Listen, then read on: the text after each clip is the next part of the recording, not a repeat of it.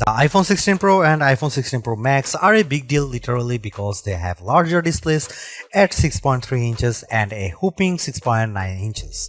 The latter is the largest display ever on an iPhone. But they are also a pretty big deal because of all the other upgrades Apple is packing into this year's Pro models.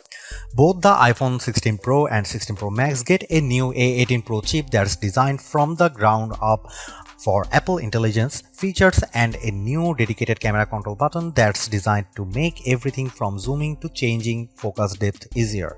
A new 48 megapixel ultra-wide camera captures impressive macro shots and you can record cinematic slow motion video at 4K 120 fps.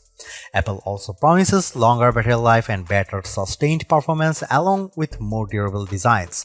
I went hands-on with both the iPhone 16 Pro and 16 Pro Max and I came away impressed with the new designs and features. Both could make our best phone list, but the camera control was a bit finicky.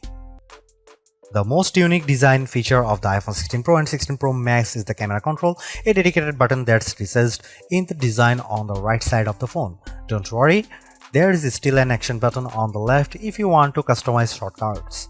The haptic camera control lets you launch the camera with a hard press and you can just start snapping photos with another press. From there, I could long press to start recording video.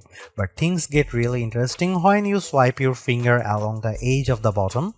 You can swipe left and right to zoom in and out on your photos. And with a double soft press, you can toggle between various settings like depth, exposure, and styles. It works, but I found the button a bit finicky and I had to swipe more than I like to go from one option to the next.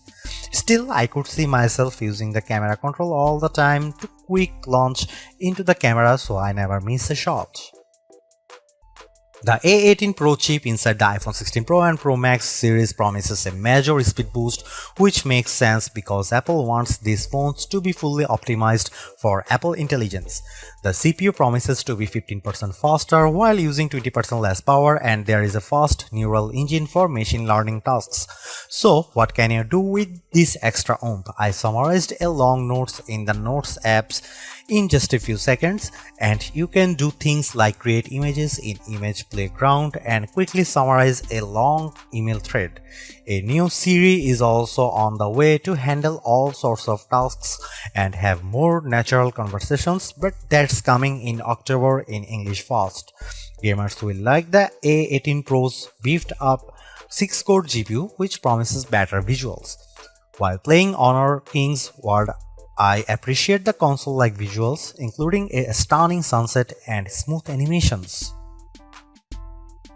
The iPhone 16 Pro and 16 Pro Max both look like solid upgrades, but the iPhone 16 Pro could be the better value. You get the same 5x telephoto zoom as the larger Pro Max in a smaller design, and the screen is big enough where you might not have Max envy. I personally prefer a larger screen and the longest battery life, so I would probably go for the iPhone 16 Pro Max, but if you are on a tighter budget, go regular Pro. Stay tuned for our full rated review.